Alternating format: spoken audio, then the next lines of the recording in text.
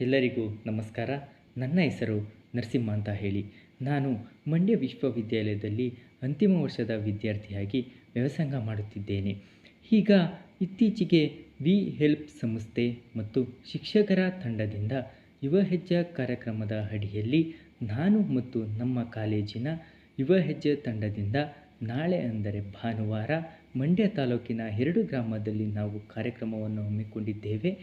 ಮೊದಲನೇ ಗ್ರಾಮದಲ್ಲಿ mass reading camp ಮತ್ತು ಮತ್ತೊಂದು ತಂಡದಲ್ಲಿ ಸರ್ಕಾರಿ ಶಾಲೆಯಲ್ಲಿ ವಿದ್ಯಾಭ್ಯಾಸವನ್ನು ಮಾಡುತ್ತಿರುವ ವಿದ್ಯಾರ್ಥಿಗಳ ಹತ್ತಿರ ಯಾವೆಲ್ಲ ದಾಖಲಾತಿಗಳು ಇಲ್ಲವೋ ಅದರ ಬಗ್ಗೆ ಡಾಟಾ ಕಲೆಕ್ಟ್ ಮಾಡುತ್ತಿದ್ದೇವೆ.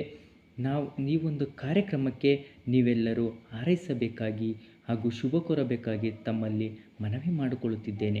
ಹಾಗೂ ಈ ಒಂದು ಕಾರ್ಯಕ್ರಮದ ಮೂಲ ಉದ್ದೇಶ ಏನಪ್ಪ ಅಂತಂದರೆ, ಮಕ್ಕಳಿಗೆ ಗುಣಾತ್ಮಕ ಶಿಕ್ಷಣವನ್ನು ನೀಡುವುದೇ ಇದರ ಮೂಲ ಉದ್ದೇಶವಾಗಿರುತ್ತದೆ ಹಾಗೂ ಪೋಷಕರ ಜವಾಬ್ದಾರಿ ಆಗಿರುತ್ತದೆ.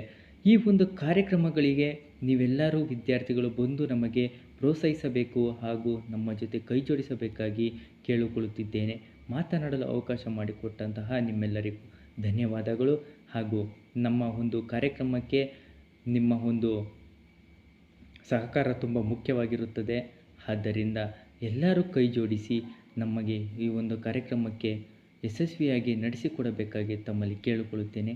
ಧನ್ಯವಾದಗಳು. ನಮಸ್ಕಾರ.